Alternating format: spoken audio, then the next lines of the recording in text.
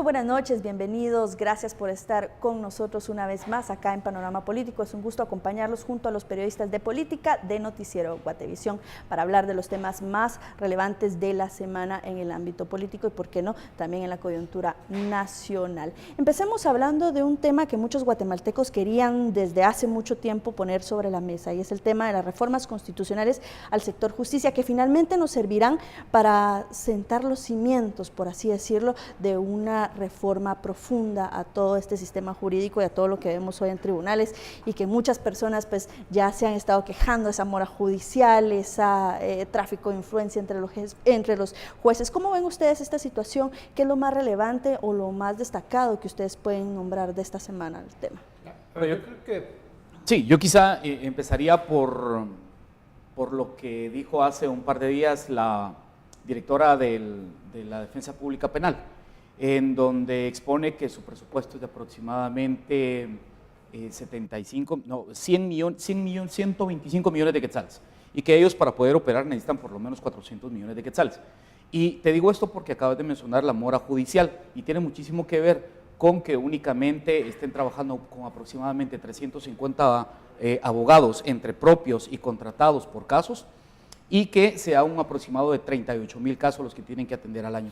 Esto supone que los litigios en la torre de tribunales pues se vuelvan eternos. Eso, en cuanto a ese tema, creo que es muy importante destacar que hay que adjudicarle más financiamiento a esta institución para que vayan caminando en ese sentido en el que tú hablas, el tema de la mora judicial, y que se puedan pues acortar los plazos para que los juicios lleguen a una instancia de condena o absolución de los casos. A ver, estos temas satélites alrededor del gran tema que es la reforma constitucional al sector justicia son demasiado importantes, como ya lo mencionabas, precisamente para que la justicia sea pronta y cumplida para los guatemaltecos. Pero hay otro tema que causa como mucho escozor en algunos sectores, y es el tema del antejuicio, por ejemplo. Sí, justamente era uno de los puntos que quería resaltar, porque precisamente el tema de la mora judicial, por ejemplo, cuando se trata de algunos funcionarios que gozan del derecho de antejuicio, pareciera que son casos eternos. O sea, por ejemplo, vemos algunas solicitudes de antejuicio que la Comisión Internacional contra la Impunidad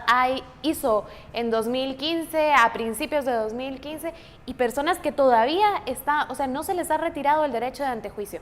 Y es uno de los temas que más roncha ha causado. Por ejemplo, en el Congreso de la República, esta semana el comisionado tuvo acercamientos con las bancadas, y este fue uno de los temas que más podría estar entorpeciendo esto, y no solo por los diputados, también porque hay que recordar que al final estos diputados son como el satélite de algunos alcaldes a nivel nacional, que por supuesto tampoco les conviene que se les retire el derecho. Aunque hay que destacar que últimamente los trámites de antejuicio han avanzado en relación a cómo se veían hace un par de años. Ahí vemos que ya el diputado Bucinot pues ya se le retiró también el derecho a antejuicio, entonces vemos que ya el organismo judicial depende de quién se trate, porque por ejemplo el alcalde Jorge Rizo se ha estado integrando a esta lucha contra la impunidad, que creo que es importante. A ver, yo creo que yo voy por dos vías. Una, creo que hay plena conciencia en muchos sectores del país, no solo políticos, no solo empresariales, que sí, hay que entrarle a una reforma en materia de justicia, porque el modelo político del país colapsó, pero el modelo judicial colapsó desde hace mucho tiempo atrás. Y una de las evidencias de que colapsó es este tema del antejuicio, porque hace 2, 3 años se presentaba un antejuicio contra un ministro, contra un alcalde, contra un diputado, donde había alguna posibilidad de que sí existiera la comisión de un ilícito, y en efecto era a paso de tortuga. Y hemos visto cómo con voluntad y con mucha presión, cuando se presenta un antejuicio promovido por el Ministerio Público y por CICIG, los procesos son bastante expeditos. Entonces ahí lo que es un tema de voluntad. Por eso, de nuevo, es importante la reforma en materia judicial, en el sentido de que hay que ver cómo hacemos para quitar los intereses políticos, para que cuando se presenten mecanismos de control a los funcionarios, independientemente si hay o no hay antejuicio, no se ejerce influencia sobre el juez supremo o sobre quién conoce los procesos Claro, propuestos. porque imagínate un terreno allanado sin antejuicios, que muchos hemos planteado que algunos funcionarios, bueno, de hecho ningún funcionario debería tener esta prebenda, pero ¿qué pasaría, por ejemplo, Pero en, no- el no caso en el caso de Telma Aldana ahora, que A ver, alguien pero- venga y le plantee una situación acusación de este espuria tipo, y una que acusación Yo espuria? pareceré abogado del diablo en este tema, pero al final de cuentas no es necesariamente plantear la dicotomía de con antejuicio es a favor de la impunidad y sin antejuicio es a favor de la transparencia. Creo que pueden existir en medio de esas dos posiciones puntos importantes para que el Ministerio Público tenga acceso a investigar a un funcionario público y luego ir y acudir ante un juez y presentar las evidencias. Que al final ese es el problema del antejuicio, no se puede profundizar hasta que no se levanta después de un proceso político muy largo. Y es que esta celeridad debería depender también del organismo judicial, es decir, si en vías de que se pueda dilucidar un caso en el que un funcionario público esté acusado,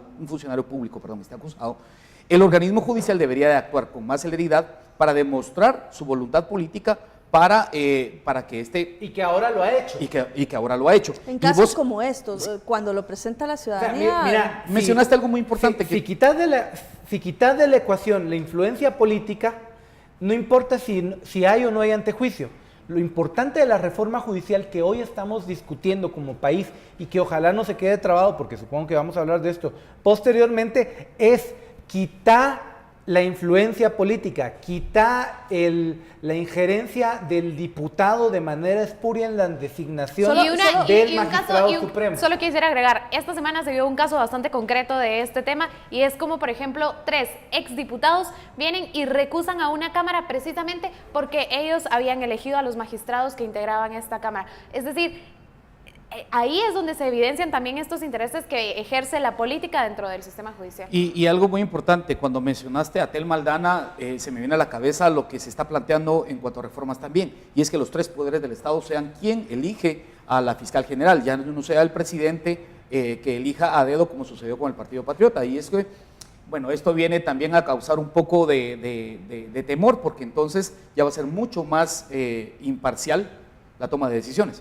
Entonces yo creo que sí hay Y ¿Temor para qué? despolitizada. planteamientos muy importantes y este creo que es uno de los más importantes. Bueno, sin duda no hay que satanizar ningún tema hasta no debatirlo a profundidad. Nosotros terminamos este primer bloque de Panorama Político, los esperamos en el siguiente.